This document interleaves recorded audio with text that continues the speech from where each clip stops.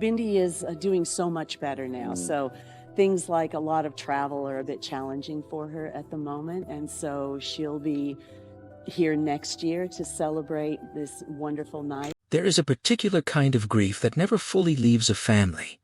It sits quietly in the background of birthdays, anniversaries, and ordinary Tuesday afternoons, waiting for the right moment to surface. For the Irwin family, Terri, Bindi, and Robert, that grief has a name, a face, and a legacy that the entire world watched unfold. Steve Irwin, the crocodile hunter, died in September 2006, and in the years since, his family has done something remarkable. They turned unimaginable loss into a mission. But behind the khaki uniforms, the wildlife rescues, and the television cameras, there has been another story quietly playing out, one of pain, resilience, and a fierce, unbreakable love between a mother, a son, and a daughter who has spent more than a decade fighting a battle most of the world never saw. This is not a story about tabloid drama. It is not a story built on speculation or invented tears. It is the real story pieced together from what Terri Irwin, Robert Irwin, and Bindi Irwin themselves have said, in their own words, over the years. And to understand why two of the strongest people in the public eye have, at different points, come close to breaking down over Bindi, you first have to understand what this family has already survived. When Steve Irwin died after being fatally stung by a stingray while filming a documentary in 2006, Bindi was only 8 years old.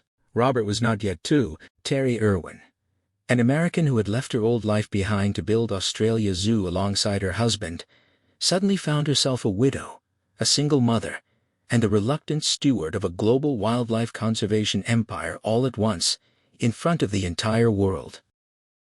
What followed was not a retreat from public life but an embrace of it, filtered through grief. Terri chose to raise her children inside the very world that had taken their father, surrounded by crocodiles, snakes, and the rhythms of Australia Zoo. She has spoken many times over the years about how she made a deliberate choice not to shield Bindi and Robert from their father's legacy, but to let them grow into it, at their own pace, in their own way. It was, in her words, the only way she knew how to keep Steve alive for them.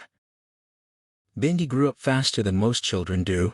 By the time she was a teenager, she was already a fixture on Australian and international television, hosting her own programs, giving interviews with a poise that belied her age, and carrying the weight of being Steve Irwin's daughter in every single public appearance. Robert, 5 years younger, grew up watching his sister shoulder that responsibility, and in time, stepped into a very similar spotlight of his own, becoming a wildlife photographer, television presenter, and increasingly, the face of a new generation of Australia Zoo.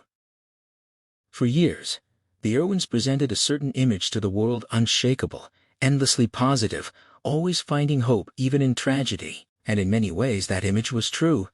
But underneath it, Bindi Irwin was fighting a battle that had nothing to do with crocodiles or conservation. A battle she kept largely hidden from the public, and in some ways, even from herself, for the better part of 10 years.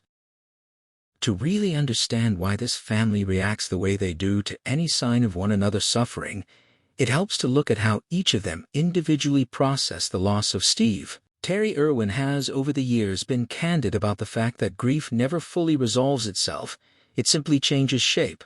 In the immediate aftermath of Steve's death, she made a conscious decision that she would not let sorrow define the household. Cameras kept rolling at Australia Zoo, wildlife rescues continued. The business of conservation, which had always been the true heartbeat of the family's work, carried on because, in Terri's view, that continuation was itself a form of honoring Steve, not freezing his memory in place, but living out the values he had spent his life fighting for. That philosophy shaped how Bindi and Robert were raised. Neither child was pulled out of the public eye to protect them from grief. Instead, they were folded into the family's mission at whatever pace felt right for each of them. Bindi began hosting her own children's wildlife program not long after her father's death, a decision that, at the time, drew mixed reactions from outside observers who wondered whether an 8-year-old should be thrust so quickly into that kind of spotlight. Terri has since explained that Bindi herself wanted to be involved. that performing and educating audiences about animals was already part of who she was before Steve died, and that continuing it gave her daughter a sense of purpose during an otherwise disorienting time. Robert's path looked different, if only because he was so much younger when Steve died that he has almost no direct memories of his father.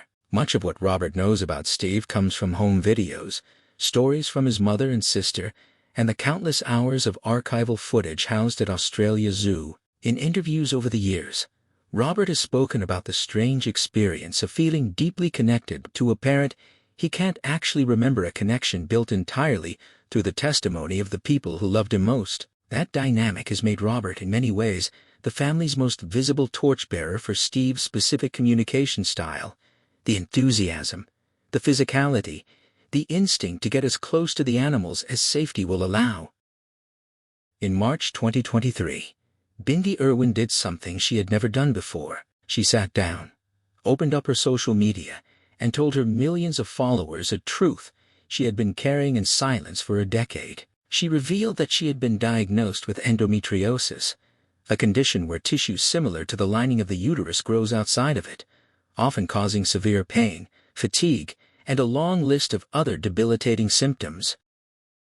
For 10 years, Bindi lived with symptoms she described as insurmountable fatigue that drained her completely, pain that upended her ability to function, and nausea that came without warning. She wrote about trying to stay positive in public while hiding just how much she was struggling behind closed doors. She described a decade filled with medical tests, doctor visits, and scans that too often led nowhere.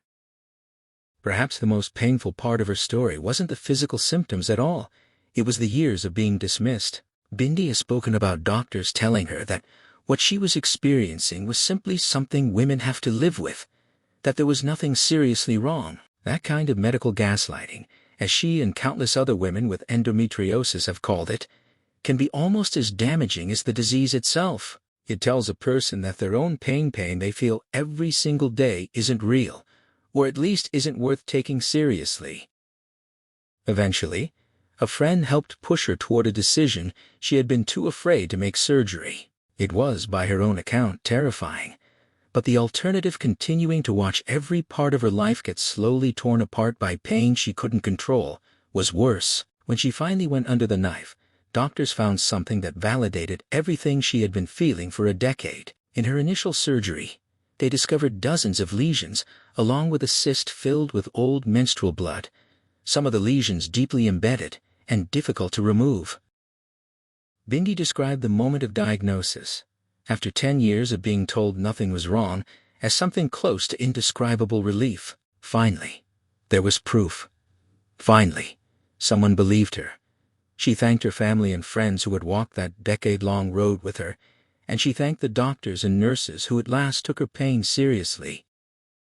But she also used the moment to say something bigger, something aimed not just at her own experience, but at every woman quietly enduring the same thing. She said that things can look fine from the outside, through the window of someone else's life, when in reality they are anything but fine. She asked people to be gentle, to pause before asking personal questions about family planning or health, because you never really know what someone is carrying. What makes Bindi's account so striking in retrospect is how ordinary the early years of her symptoms must have looked from the outside. Endometriosis rarely announces itself with a single dramatic event. Instead, it accumulates: a bad period here, an exhausting week there, a cancelled outing chalked up to being under the weather. For a young woman growing up in front of cameras, expected to appear composed and upbeat on command, that kind of slow-building, invisible illness is uniquely difficult to explain to anyone, let alone to a global audience that had only ever seen her smiling. Bindi has since described the psychological toll of being repeatedly told, by medical professionals no less, that her pain was simply a normal part of being a woman. That message doesn't just delay treatment, it teaches a person to doubt their own body. Over a decade, that kind of repeated dismissal can quietly erode a person's confidence in their own perception of reality, making them second-guess whether what they're feeling is even worth mentioning at all. Bindi has spoken about reaching a point where she nearly gave up trying to find an explanation altogether. choosing instead to simply push through day after day because it seemed like the only option left. To understand the emotional weight this placed on Terri and Robert Irwin, you have to understand what it means to watch someone you love suffer in silence for years without knowing the full extent of it, and then finally learn the truth all at once. Terri Irwin has already lived through the worst kind of loss a person can experience. She watched her husband die, and had to find a way to keep an entire family and an entire zoo standing afterward. For years, her singular focus has been protecting her children not just physically, but emotionally, from a world that never stopped watching them. So when her daughter, the girl she raised largely alone since childhood, revealed that she had spent a decade in pain that doctors kept dismissing, it would have struck at the very core of what Terri has spent her whole life trying to do: keep her children safe. Robert, for his part, grew up idolizing his older sister. Bindi was the one who helped guide him through a childhood defined by loss, who modeled what it looked like to carry the Irwin name with grace under pressure. Watching her go through years of undiagnosed pain and only fully understanding the scope of it when she went public would have been its own kind of gut punch for a younger brother who has always looked up to her. Neither Terri nor Robert has ever needed to stage or exaggerate their emotions publicly to convey how deeply Bindi's health struggles have affected them. Their reactions when they've spoken about it have been quiet, honest, and unmistakably raw. There is also a particular kind of guilt that can accompany this sort of realization within a family. The quiet ache of wondering how something so significant could have gone unnoticed for so long, even by the people closest to the person suffering. Bindi has been careful in her public statements to frame her decade of silence as her own choice, born out of a desire to protect her family and to keep functioning normally, rather than becoming, in her words, defined by her pain. But that framing doesn't necessarily make it easier for a mother or a brother to sit with the knowledge that someone they see nearly every day was quietly enduring something so serious for so long without either of them fully grasping the scale of it. For Terri specifically, there is an added layer. Having already lost a spouse in a sudden, public, and irreversible way, any threat, even a survivable, treatable one, to the health of one of her children carries an outsized emotional charge. It is not that she reacts with panic to every ordinary illness. By all accounts, the Irwins are a famously resilient, matter-of-fact family when it comes to physical risk, given the nature of their work with dangerous wildlife. But endometriosis is different from a venomous bite or a workplace accident. It is slow, insidious, and easy to miss, which makes it, in some ways, more unsettling for a parent who has spent nearly 2 decades hyper-attuned to protecting her children from harm. Bindi's health story doesn't exist in isolation. It runs alongside some of the most significant milestones of her adult life. In 2020, she married Chandler Powell, an American wakeboarder she had been with for several years. In one of the more poignant details of her journey, Bindi later revealed that she found out she was pregnant with her daughter on the anniversary of her father's death, a moment that, for a family so shaped by loss, carried an almost unbearable emotional symmetry. Grace Warrior Irwin Powell was born in March 2021, named in part as a tribute to the strength her mother would need in the years that followed. What the public didn't fully grasp at the time was that Bindi's body was already under siege. Part of her eventual surgical journey included repairing a hernia that had developed after Grace's birth, described as an unzipping injury on top of the dozens of endometriosis lesions that had built up over the preceding decade. She was, in effect, healing from childbirth and fighting an invisible chronic illness at the same time, all while stepping into motherhood and continuing her public role within the family's conservation work. By the time she shared her diagnosis in 2023, the toll had compounded, and even after that first painful post revealing 10 years of struggle, her medical journey wasn't over. Subsequent surgeries followed. Reports would later note that in total, surgeons removed over 50 endometriosis lesions from her body, along with a chocolate cyst and her appendix, a staggering physical reality that stood in stark contrast to the composed, smiling woman millions of people saw on their screens. Chandler Powell, for his part, has occupied a somewhat quieter role in the public narrative of Bindi's health journey, but by all accounts, has been a constant presence through the surgeries, recoveries, and setbacks. The couple met years earlier, through their shared connection to wakeboarding in Australia Zoo, and married in a small pandemic-era ceremony at the zoo itself in 2020, a wedding that, fittingly, doubled as both a family celebration and a tribute to the ground Steve had built. Their daughter Grace Warrior has since become something of a symbol for the whole family, a visible, joyful continuation of the Irwin line, born into a world her grandfather never got to see, but shaped by the legacy he left behind.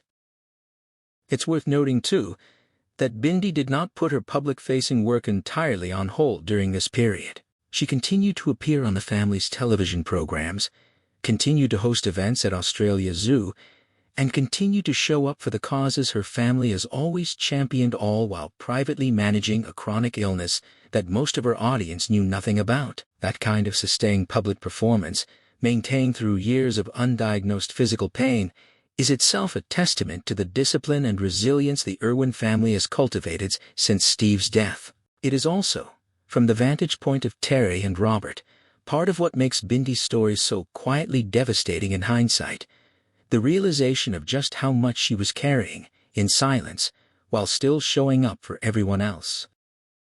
The reaction to Bindi's 2023 revelation was immediate and enormous. Millions of people, many of them women who had faced similar dismissal from doctors, responded with their own stories. Endometriosis affects roughly 1 in 10 women and girls of reproductive age worldwide, according to the World Health Organization, yet it remains chronically underdiagnosed and, for many, underbelieved. Bindi's decision to speak publicly did something that years of medical literature alone had failed to do for many of her followers. It made the invisible visible.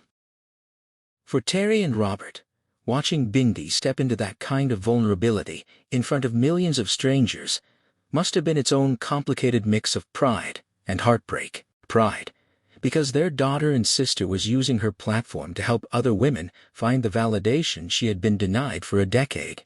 Heartbreak, because it meant confronting, publicly and permanently, just how much she had been hiding and for how long.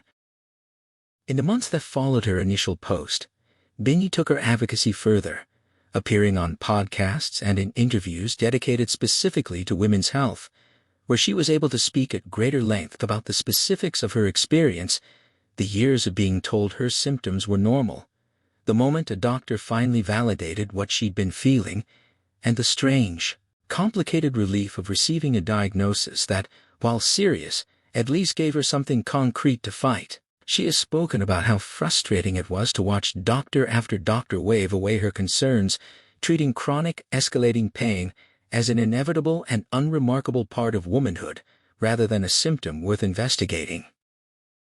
Medical advocates and endometriosis specialists have pointed to Bindi's story as a particularly effective example of a public figure using visibility for genuine public health benefit, because endometriosis diagnoses often depend on patients being taken seriously enough to warrant imaging, laparoscopic exploration, or referral to a specialist.